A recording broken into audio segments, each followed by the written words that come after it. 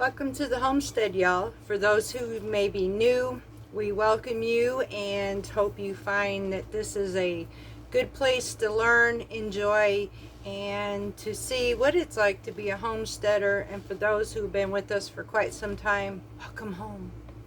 So, my name is Carrie and this is Parton's Heritage Homestead. We are a Mediterranean homestead.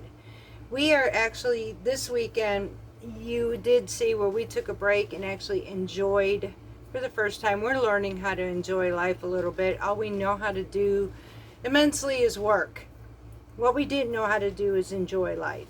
And in a way it felt guilty, but you know what, it's good. So we went and seen a concert and had a fireworks, but reality says it's also the season for canning. We had quite a bit of San Marzano tomatoes again, so I went and canned 6 more pints of those this weekend. I had about 10 pints of green beans. Our green beans is about to wither away, so we did succession planting because I still have time before our first frost to go ahead and do that. We will be going ahead this week. Today will be about canning, but this week we have a day all about raised beds and the upgrades that we added to our raised beds, my opinion, and an introduction. And we will have a few other things, what our plans into the future as far as this coming winter. So we have some videos this week. It is time to go back to work because the weekend is over and it was a nice long one. Right now we are going to be canning corn. Now we have not done this for a little while. We decided, at first we didn't do it because hubby's a diabetic, but we have found that if he eats a certain amount of this, it doesn't affect him too badly. So we are going to go ahead and can corn. Right now, we went and purchased 100, Lord have mercy, y'all. We purchased 100 ears of corn. We did 5 ears on the grill and turned that into Mexican street corn. This still left us several ears that we cut, and we still have now 2.5 gallons is what I have of corn that we have to can. But we had already done 17 pints of corn. We have that and then some. So we're going to have anywhere from 36 to 40 pints of corn. This is going to last hubby and I for quite some time. But it's okay because it's not coming from a can. It is homegrown. We know where it came from. It is from an Amish community. So this is one that we definitely love to support. So, I mean, honestly, we paid $20 for 50 ears of corn. Y'all, you can't get that no better. So, I think it was like 40 cents an ear. So, and yeah, we could have probably got it for a quarter, but you know what? Everybody calls inflation, and we get that. It used to be $18, and they raised it up only $2. So, we jumped on this one. It was perfect. So, that's what we're going to be doing today. However, it's going to require pressure canning and quite some time. About, I believe, I'll look this up to make sure, but I think it was 55 minutes on the ball canning book. So that's what we're doing today. We have been canning since Saturday, and I'm not regretting it. What we've just, like I said, what we have done so far is tomatoes, whole tomatoes, green beans of various kinds between cut and French cut, and now corn. So, and I have some others that I'm fixing to do when it gets cooler, and it's okay to do those. We have a chili. We are completely out of chili, so we need to get some chili on the shelves for this winter, and some beans, a variety of beans. So we're putting on our apron. We're going to canning today, y'all. So come join me. We're hitting the kitchen.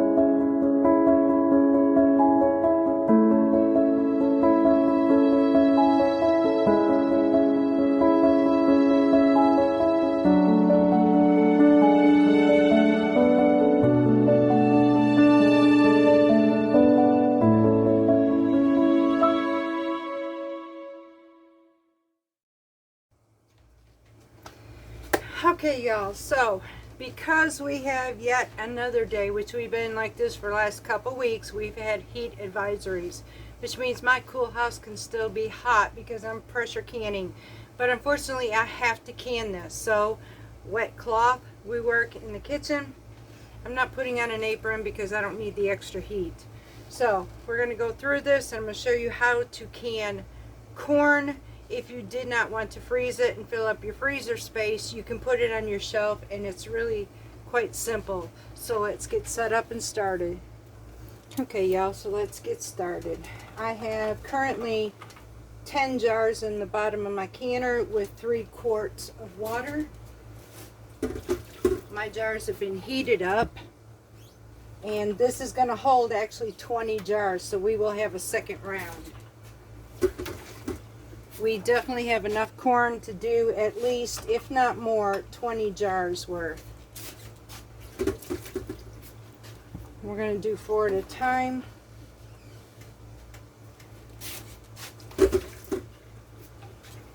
In the meantime, I'm also going to put 10 more jars in the sink, so we'll be right back. Okay, y'all, so now we're going to fill our jars. I'm going to add a little bit of water to each one at this moment. You can, if you would like to, if working with pint jars, you can add a half a teaspoon of salt. Quart jars, you add a teaspoon of salt. We are not actually adding any salt to ours. I like to season mine when I actually cook with it. So now I'm just going to take and scoop my corn in my jars to 1-inch headspace. And this takes a little bit of time, y'all, but it's worth it.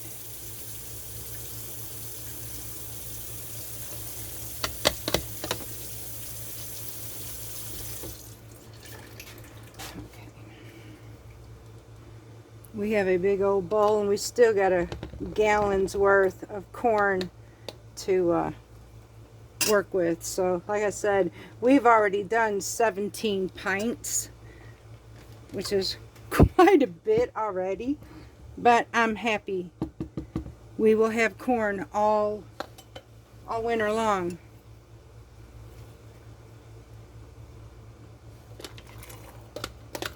And this is what I'm just going to do right now, is just take each one, fill them up. We're going to do this for 20 jars. We just want that 1-inch headspace, because then we're going to fill it with water at that point. And I do knock mine down a little bit, so it kind of packs it in there. I'm not super packing, but I am packing my corn. So, and then if you see, I go just below that bubbled lip. That's where I rest my corn at. So that one can give a little bit more in here.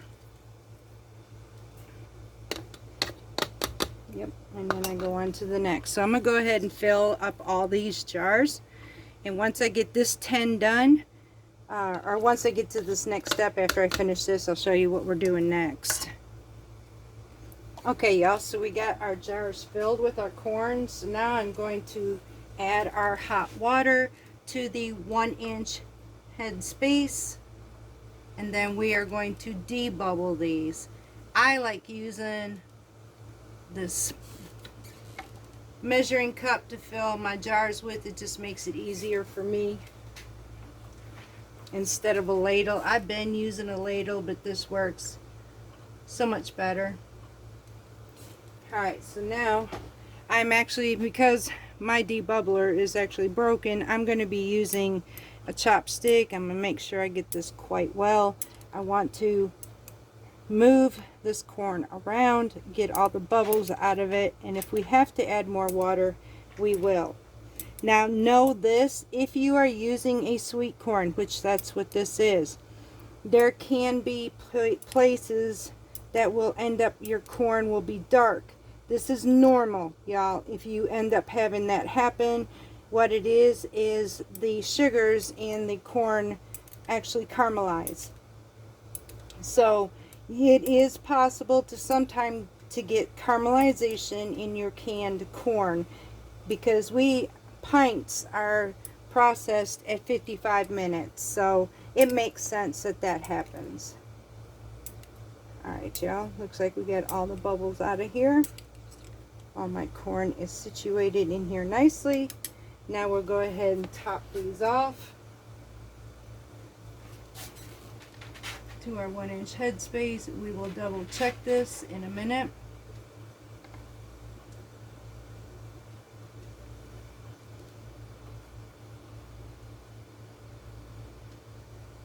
Okay, it looks like, let me check this out.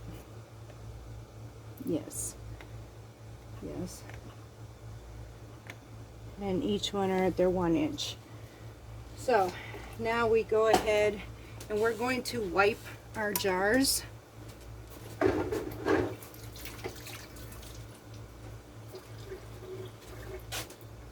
going to wipe them off, so make sure that there's no debris or anything on here. This is actually really simple to put together. I'm going to take a paper towel and dry the lids off a little bit.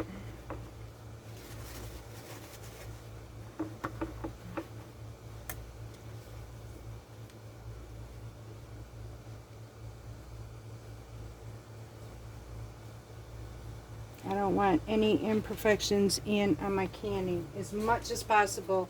Now I did 18 last time and one did not seal because the lid, it happens too, just sometimes things happen, you can't stop it, but what you can do. So now I'm going to go ahead and place my lids on top of these. I am actually using 4 jars this time. I went over the winter and ordered a bunch of them, about 100.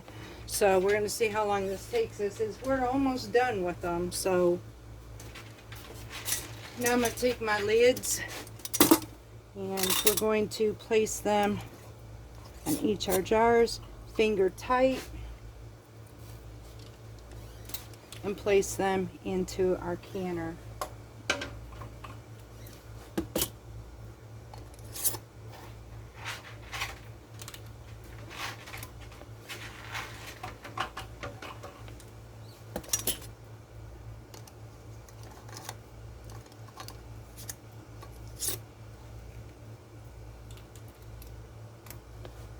Just like so.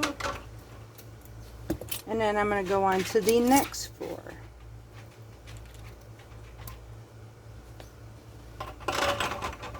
It's just that simple, y'all. So now I'm going to go ahead and pull out the next 4.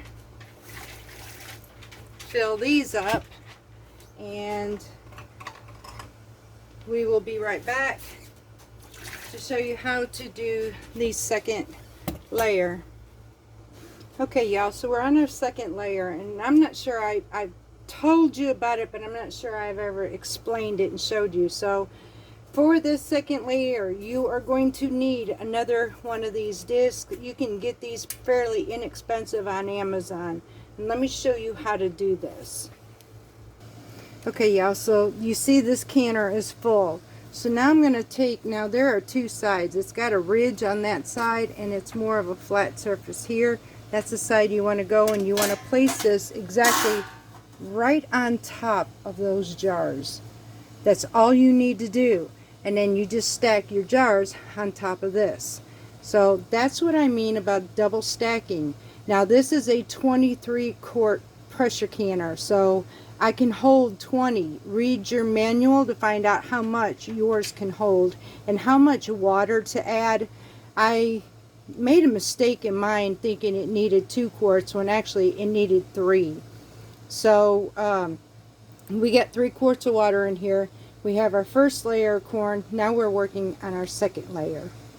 To give you full details on canning whole corn, that's what this is. It is corn cut off the cob. This is not a cream corn base. And we are doing the raw pack method. And that's the reason why I'm going to go through both of these with you. So the raw pack is what you're currently seeing me do. There is a second. Now this is in the Guide to Preserving Ball Blue Book, and this is on page 113. The hot pack is measure cut corn, put corn in a large saucepan, and add a half a teaspoon of salt if desired, and 1 cup of boiling water for each 2 cups of cut corn. Bring to a boil, reduce heat to simmer, and simmer for 5 minutes. So it states here that 9 to 18 pounds of ears of corn makes 6 pints or 3 quarts. So once you do this, you fill it, and that was a cooking prepping method. The cook method is just bring water to a boil, reduce to a simmer, and keep water hot. That's what I'm doing now. To fill your jars is a raw pack is raw pack corn loosely in a jar, leaving 1-inch head space, a half a teaspoon of salt to pint, 1 teaspoon per quart if desired. Ladle hot water over corn, leaving 1-inch head space. At that point, you're going to clean your rims, add your lids, and all that. If you are hot packing this, you're going to hot pack corn and liquid into a hot jar, leaving a 1-inch head space. You want to debubble, which that I've been showing you on both sections, and then add more water if necessary. So these are going to be processed with the 10-minute vent space. I told you, I've taught in many videos I have on pressure canning. There is always a 10-minute vent before you can even start to process, which I will go ahead like always, and I will add that in this video too. But for pint jars, this is going to process for 55 minutes. Quart jars are going to be 1 hour and 25 minutes. So know that you're going to spend a little bit of time on this. Now it does have a note that the sugar content in young ears of corn or sweet varieties of corn may caramelize during processing, causing some browning. I told you that was going to happen, and it is normal. Ball even says so. A few things you can add to this if you didn't want just plain corn. For flavor variations, you can add 1 to 2 strips of red bell pepper and a 1/4 teaspoon of basil to each pint jar, or 3 to 4 strips red bell peppers and a half teaspoon of basil to each quart jar, and process jars as for corn whole kernels. So you can add bell pepper and basil to this if you wanted to. So I wanted to be a little bit more specific on how to process your corn in canning it. We did this a couple years ago, y'all, and we do not regret it. Now, for us in the Mediterranean world, some of the uses that we can do with our corn instead of just for the table, and let me turn this around for you. Forgive my sweatiness though, y'all. I'll say that much. But you get this is as raw as my corn is. But anyways, some of the uses for this corn, it's more than just heating up the corn in a pot and serving it on your plate. There are so many dishes you can make with this. Like I told you, we turned some of ours into Mexican street corn. You can make a corn salad. You can add this to soups, stews. There is so many options. You can turn this into a salsa. Yes, you can turn it into a salsa. You can add this to burritos, for tacos, for bowls of some sort, like a burrito bowl. So corn has a place in so many, from Mexican, Mediterranean, you name it, it's useful. However, if you are a diabetic, please test your sugar. Now, my husband knows he cannot have a whole lot of this because it will spike him. I mean, it is what it is. So please test your sugar. But we do can our corn because a little bit in some of our food just adds a little bit of flavor.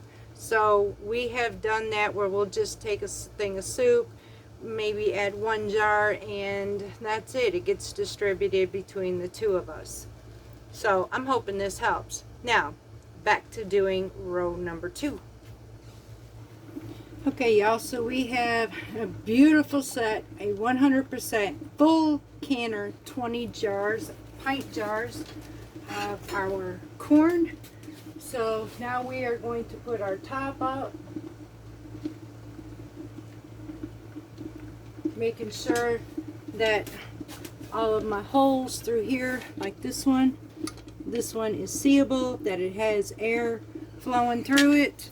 This is the eye that we watch for our steam vent to happen. So I'm now going to line up my canner.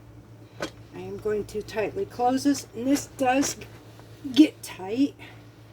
Now, we're going to wait till this pressure valve, let's see if I can do this. Can't see it behind here, but there's a pressure valve right where my finger's at. This will be steam venting, steady stream of steam for 10 minutes. So we're going to wait for that to happen, and then we will come in and seal it off. Yeah, we still have a half gallon of corn left. So at this point, should everything work right, I get all 20 of these jars to seal. I'm actually going to have 36 jars to put on my shelf. That is more than enough for me and hubby. So what I am going to do after this canning session, I'm going to go out and get 1 pint freezer bags, and we are going to freeze the rest of this corn so that we can have some fresh from the freezer and then that from the jars. So we can do either what we want to do with both of these. So I think I'm just going to freeze what's left of this. Okay, while we're waiting for this to come up to the steady stream, I am going to go ahead and update. Oh, that didn't sound good, y'all. Be right back. Not opening it. The joys of canning. Sounded like a jar might have busted in my canner. I'll know after the 55 minutes in this. So when it is done, we'll see if we have them all. This happens, y'all. It happens to the best of us. So, and right now, my temps are all over the place. We have had heat indexes up to 115 to 120 degrees. This is normal for us this time of year. It makes it hard on our ACs. It makes it hard on our garden and everything, including our canners and the sourdough. I've made 2 attempts, with the old method of making it, and both of those molded. So here's what I'm going to do, y'all. As of right now, the humidity is so bad that all I do is end up with a more liquefied sourdough than necessary, and all it does is the humidity also creates a mold effect. So I will not be doing any starter until we are done with our heat wave. This is going to be the safest bet for me. At this point next year, just like my other one, when it reaches this point, I can stick it in the refrigerator. So it'll give me plenty of time to work with it. This is why I basically start all of my starters around fall. And so that's what I'm going to do this time. I'm tired of messing with it. I'm tired of tossing my starters out. So it has nothing to do with being able to have a dry starter or nothing like that. This has to do with the excessive amount of humidity. We've had actually chances of rain, and honestly we've not seen a single drop. There has been a hurricane that was possibility with rain coming from it. We are getting nothing. All we are getting is the heat index off of it, and it is atrocious. But our humidity is so stifling that cold compress rags is basically our key. I honestly try not to can, and after what I just heard, I probably wondered if I should have even done it now. But I have to get this done. So we'll just see what happens. That's all I can do. So let me go ahead and finish this. I do have a bag of apples that I have to do something with. So instead of baking them, I'm actually going to dehydrate them and then probably use them in fresh milled flour muffins. So that's what I'm going to do next while I'm waiting for this, so I don't get anxiety about what's going on inside of this doggone pot. Okay, y'all, so that's my 10-minute timer. I'm going to take my stopper now, and we're going to set that on top. Make sure this pressure valve comes up.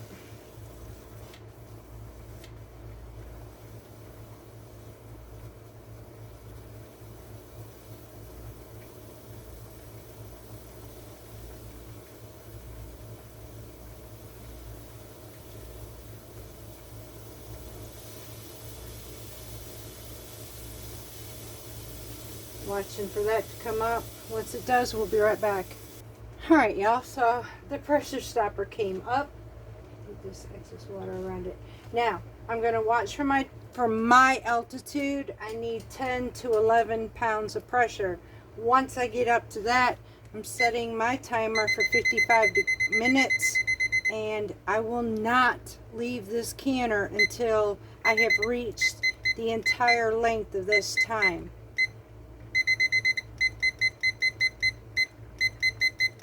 Now it is set for 55 minutes. I am watching this, and I will make sure that it stays steady at that point. So in the meantime, I am now going to put my cut apples that I need to get done in the dehydrator and wait on this to finish. That'll be the last of my canning for today and for a little while, actually, because it is just too hot. So we will be back as soon as we get this started. Okay, couple of reasons to address the fact the blowout in your canner. Now this could be water bath canning or pressure canner. Couple of reasons might be sometimes I don't know my own strength and I could have tightened my lids just a little bit too much.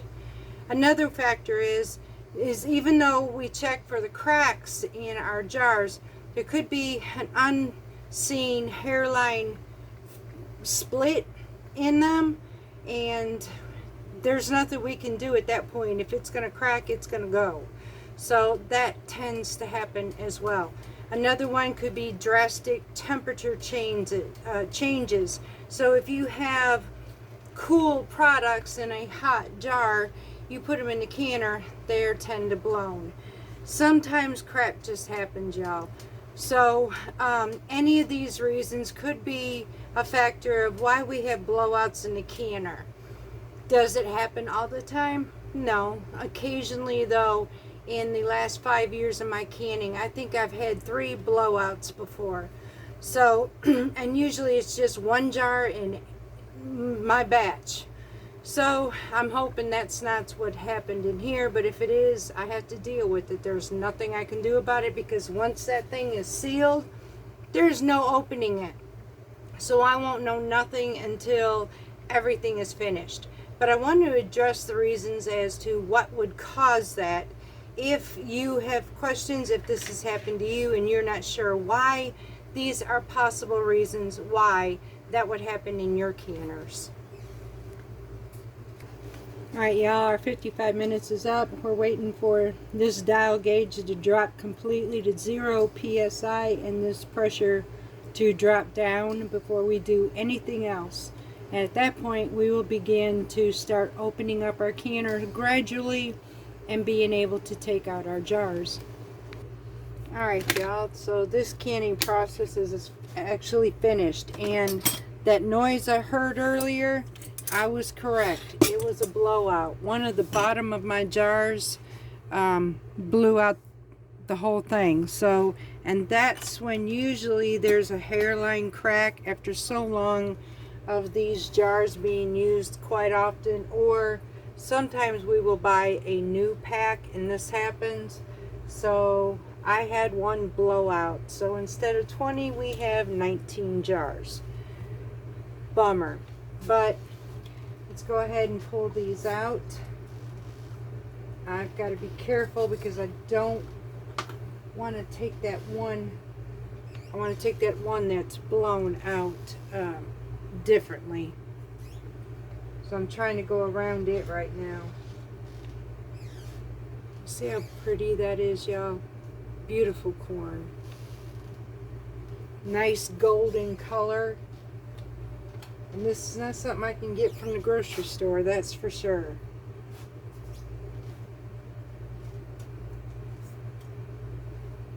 Yeah, the whole glass bottom is gone. That is definitely a bummer. But this is one of them things where crap happens, y'all. I'm going to try and take this out of there without losing everything. But I've got to be strategically careful with that because it is up on this top layer here. But everything else has stayed in place. I did not siphon anything so far. It's quite amazing. It's just that one blew out, which is going to make a sticky mess, which is why I always wash my jars before putting them on the shelf. Now this is where I'm going to have to be careful how I take this out.